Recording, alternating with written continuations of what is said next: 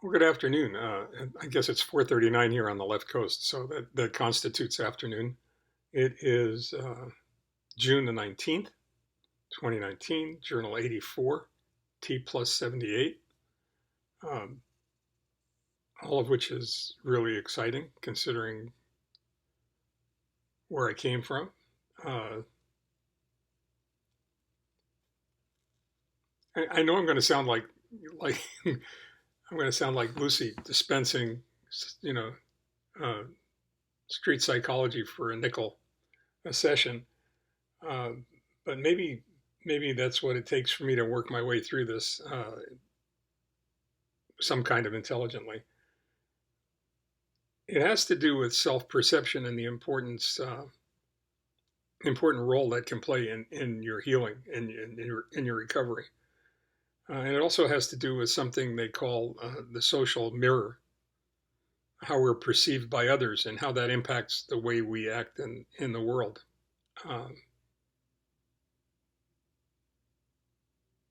and the fact that perception is reality, and all of that is based upon our assumptions, our paradigms about the world in which we live.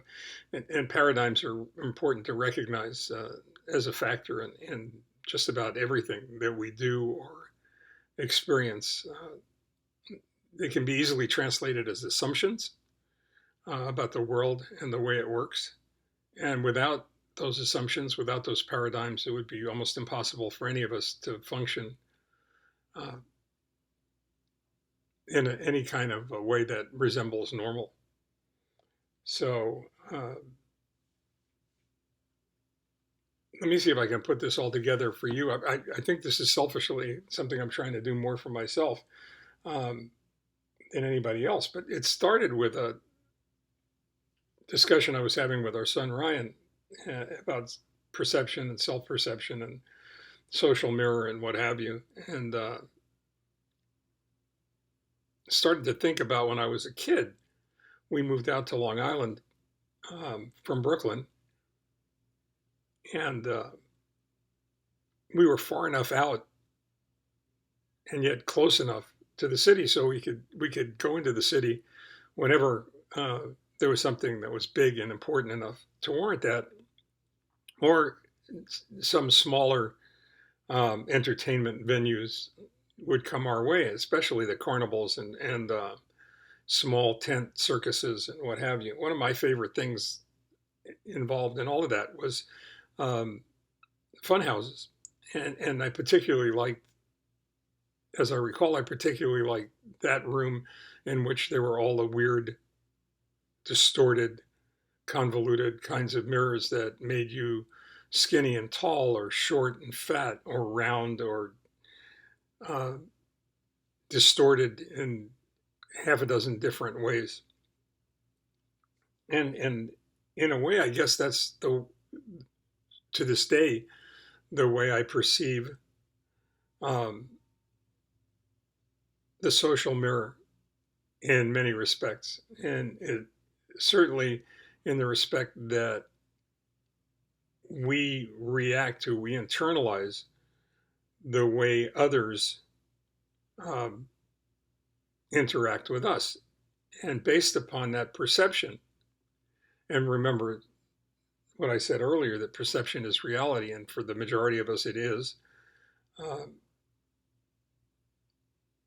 we base the way we function, we base the way we are, in effect,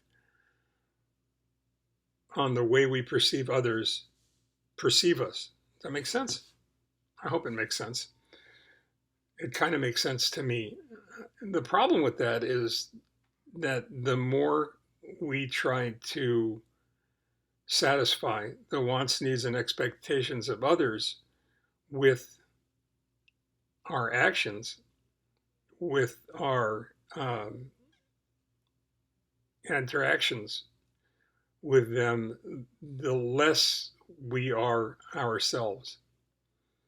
And I think it's really important that even if you don't act in the world based upon who you really are, you better damn well understand who you really are and what you're all about, what your values are, what your beliefs are, what your principles are.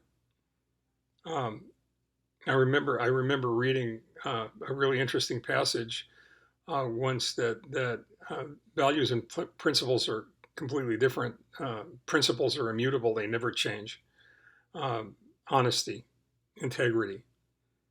Um, Values, on the other hand, are subjective. There are plenty of bank robbers that have values. And they're consistent with robbing banks. Otherwise, they wouldn't do it. So it's important that you know who you are and you know what you're all about, and you know a little bit about the world in which you function, and you don't get carried away in what you believe you're supposed to be rather than who you are. I think that's really important when it comes to your recovery. And it's very important when it comes to your diagnosis and treatment and how you react to all of that. To some degree, it's a self-fulfilling prophecy. If everybody thinks that you're going to do well and you're going to make it and you're going to be okay, then it's easier for you to believe that you're going to make it and you're going to be okay. Um, but it's much more important for you to believe it than it is to react to the perceptions and beliefs of others. And that's where, to a large degree, some of these assumptions come in. In talking to Leslie, it occurred to us that while we prepared for the dark possibility that things weren't going to go especially well, um, and she would find herself alone, we never had that conversation about that really happening. We just prepared for the possibility that it could happen, but our assumption, our paradigm about this illness and where it was taking us was that I would always recover, which may or may not be reasonable. Um, it certainly seems like it was a great assumption now, um, when I seem to be doing well, but there were dark moments when that wasn't the case, and nevertheless, we never really succumbed to that. We always felt that, and I say we decidedly, um, we always assumed that we would enjoy the best possible outcome, and that perception of our reality is powerful. It's powerful in what it can do to your conscious mind and the way you react to things around you. And it's really even more powerful when it comes to your subconscious mind and what's going on, beneath the surface. Uh, so my feeling is that while you should enjoy, the funhouse and really giggle or laugh when you see the reflections of yourself in the mirrors uh, that are in there, and recognize what the distortions are, that deep within your core you hold hard to who you are and what you're all about, what those principles and values and beliefs really are, and recognize how important your perception of reality is, and that it's a powerful and positive perception, um, especially if you're going through anything that even remotely looks like what we went through. And that's especially true if you know of somebody else going through it. Um, might not be a bad idea to remind them,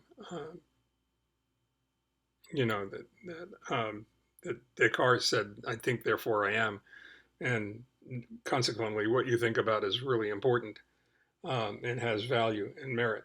So I bet you'll never be able to look at a circus or a carnival the same way again. In any case, something to think about. Stay well, take care, and I'll see you tomorrow. Bye bye.